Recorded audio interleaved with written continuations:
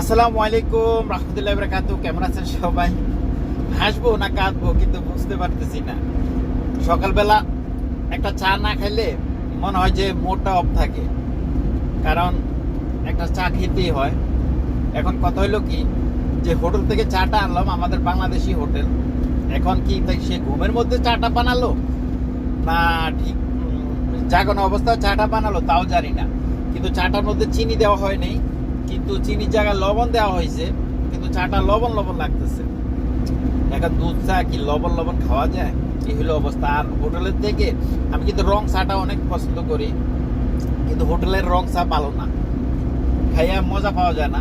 তারপর বাসার মধ্যে যদি বানান তখন রং চা খাইয়া তৃপ্তি পাওয়া যায়, কিন্তু হোটেলের দুধ চাই হইলো বেস্ট। তাই দুধ চাটা নিলাম। আমার সকালবেলা হইলো সিম্পল নাস্তা, বিস্কিট আর চা। এখন চাটা নেওয়ার পরে মুখে দেওয়া যায় না, শুধু লবণ লবণ লাগতেছে। আমি আধা কাপ অনেক কষ্টে শেষ করলাম, আর আধা কাপ এখন রয়ে গেল। এই হলো অবস্থা, কি বলবো। এক কাপ চা 2 রিয়াল। এখন আমি হাইওয়ে রোডের মধ্যে আসি, এখন তো মনে করি সময় আমি আর চেক করি নাই চাটা আসলে ঠিক মতো হয়েছে কিনা। যখন গাড়িতে আসছি, আসার পরে দেখি এই অবস্থা। আসলে কোফালে যদি থাকে তাহলে কি আর করা বলেন। আমার হয়তো নসিবে আছে লবণ চা, তাই খাচ্ছি। কারোর দোষ দেই না, আমার নসিবের দোষ। আল্লাহ হাফেজ, ভালো থাকবেন। আসসালামু আলাইকুম রাহমাতুল্লাহি ওয়া বারাকাতুহু।